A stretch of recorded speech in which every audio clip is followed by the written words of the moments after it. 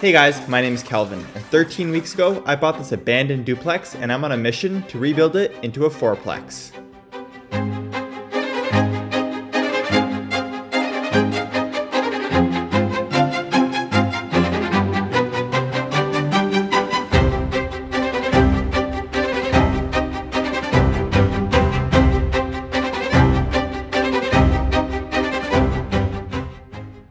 Last week, I got all my bathtubs installed and took delivery of my metal beam. And this week, I prepped the window openings, framed some new door openings, and continue to work on the electric. All right, good morning. Well, today is another beautiful sunny day. Cold day, but beautiful. And I am going to try and get the remaining 2 tubs in their place. All right, so we're just upstairs. I'm not sure if I showed this in all its glory, but here is the structural beam. Obviously, I took out that temporary wall and I've anchored the bottom plate to the ground, so it is nice and solid. And you can also see along the top, I've anchored the roof rafters to the top plate here. So everything is nice and locked in. And obviously this will all be wrapped with drywall, but I love how open this unit is going to be. All right, so we're back here in the back unit. We've got the tub installed. This one's a little bit more difficult because all the walls are blocked behind. So I had to take it out, adjust the little legs, put it back in, take it out, put it back in with micro adjustments, just getting it perfectly nice and level. I've gone ahead here and fastened it to all of my various studs around, so nice and secured there. And then if we head over here, bring my light with me. In this bathroom here, I've also got the tub installed. This one has a little bit wider of a shelf. All the other ones are 2x6, but just because of the size and location of the load-bearing wall, this one's gonna have a little bit deeper of a shelf on top. And I also secured the tubs upstairs, so they're all ready for their P-traps from the plumber. All right, good morning.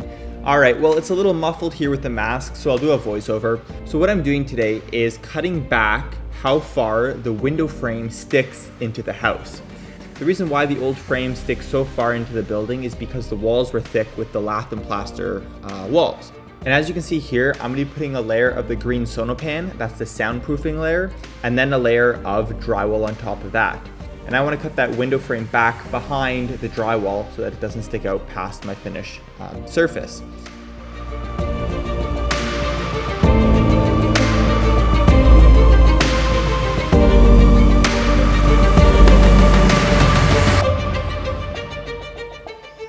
So up here I'm taking off a much thicker part of the jamb because I'm going to have 1/2 inch plywood on the walls, so I'm leaving a little bit less than 1/2 inch. And there's the window frame I took up there. So as you saw, I just used my skill saw. I go along here and then I use my sawzall in the corners to take off the frame.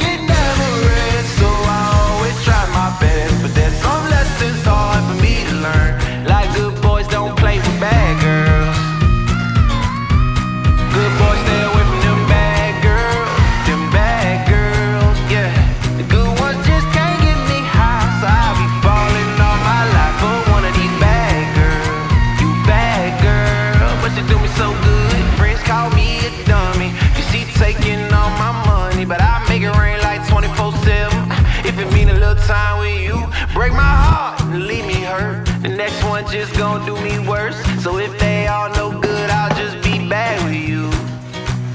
Cause my mother told me as a child, boy, don't play around with fire, cause you might just I've got all the window jambs trimmed down, and of course now everywhere is just back to a complete disaster. So I'm gonna take a few minutes here and get the floor swept up, all this debris cut up in garbage bags, and make it just a little bit more walkable inside. So in unit 4 in the bedroom, I wasn't super confident with how the ceiling was built, so I decided to take it down. And in the ceiling, I found a few cool things. I found some cutlery, an old chisel, cigarette box, obviously some newspaper here, and a yo-yo.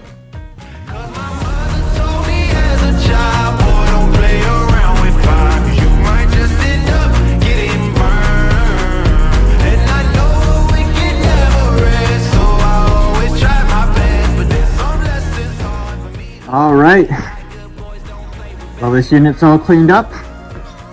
And in here also, nicely cleaned up. Eventually I'll take the paper off, but I can do that later.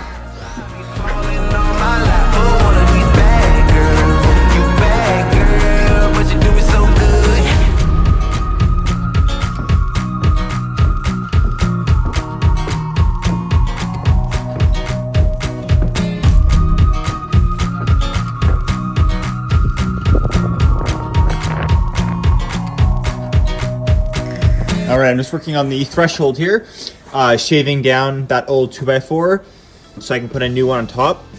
I'm keeping in mind that I'm going to have 5/8 or 3/4 inch thick hardwood floors on top of this. So I want to make sure that the sill of the door is obviously at least 3/4 above the top of this.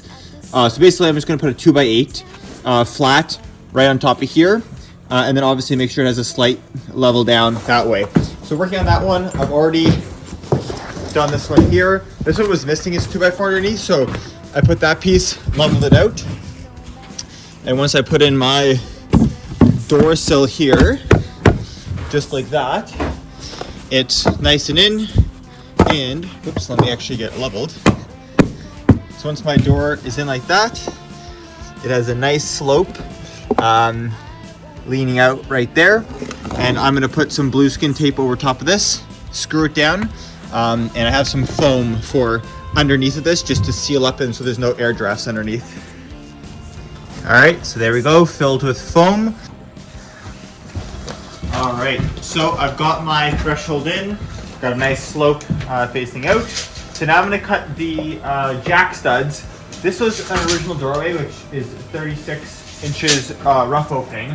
My new door, the pre-hung door, is 33.5 by 87/3/8. I've got the height, but in the width, obviously I have to leave probably 34 inches of space just so I have about a 1/2 inch, or it'll be a 1/4 on each side. A little bit tighter than probably the window and door guys want, but I want to be able to have at least an inch thick jack stud, because right now the header is just screwed in and I want to be properly supported. So, if I have 36 here, I'm going to take my 2x6s and run them through my planer until they're an inch each, and then I'll slap them on each side here, and we will go from there.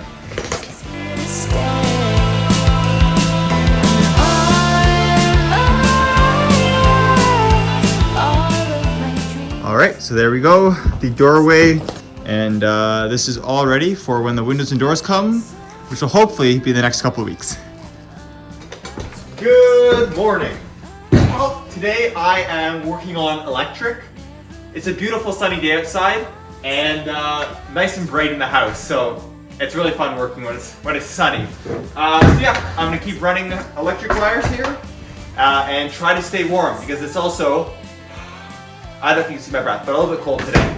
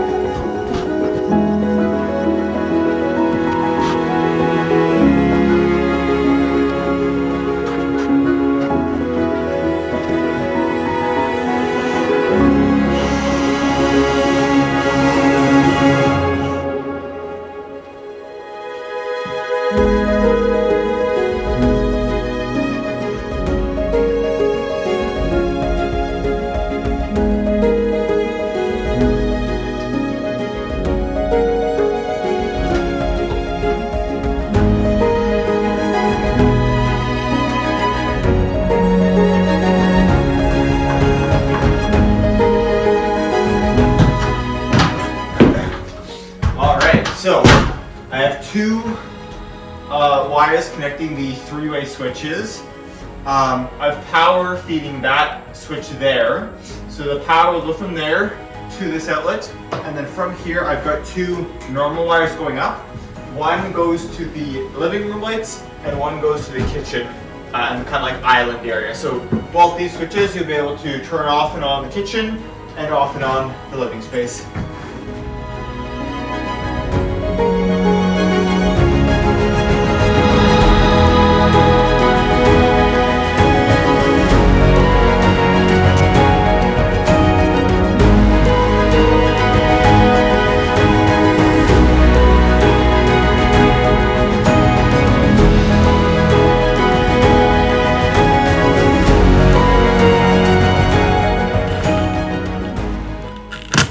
Sweet, so that's grounded, and then I'm just going to curl all this in, and that way it's just not in the way when I'm hanging drywall.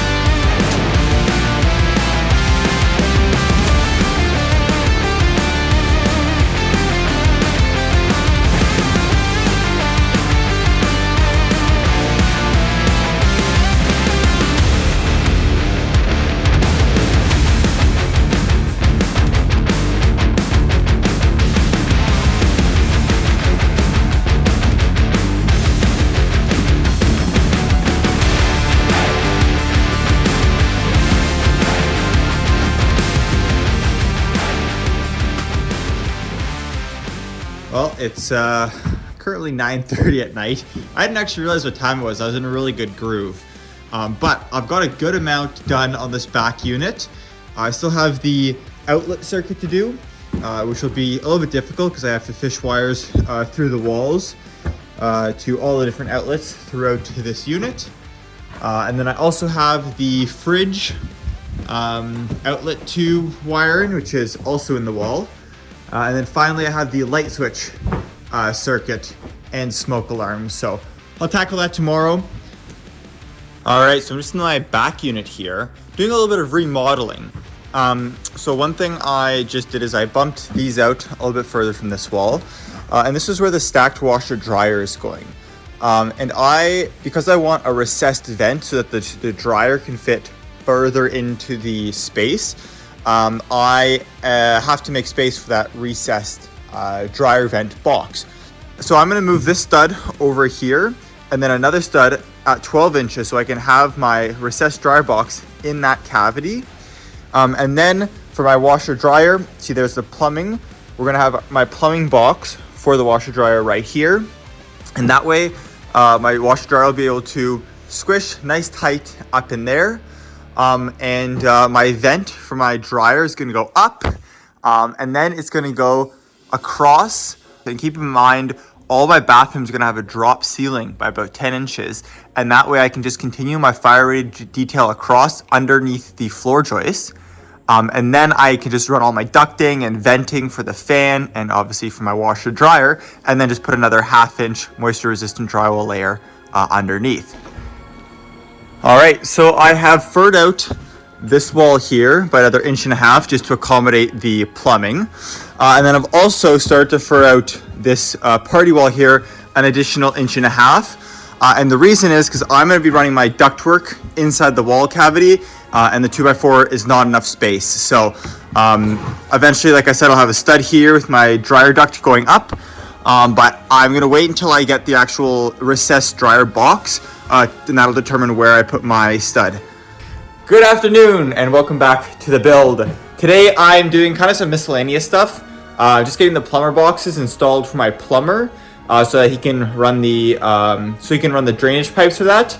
And also, while I'm working in the stacked washer dryer area, I'm also putting in some recessed dryer vents. So in this back unit, got my plumbing box here, and obviously the drainage will come across P-trap and then up. And then here's my recessed dryer vent. I've got one unit back here done. And I also, in this front unit, also got this all set up. And so for this plumbing box, I'm not sure if my plumber is going to put it on this stack here or this one there. But regardless, one is going to upstairs and then one is going to this box right here. So I'm going to keep working, get the other two washer dryer stations done, and then I think I'll continue doing some electric upstairs.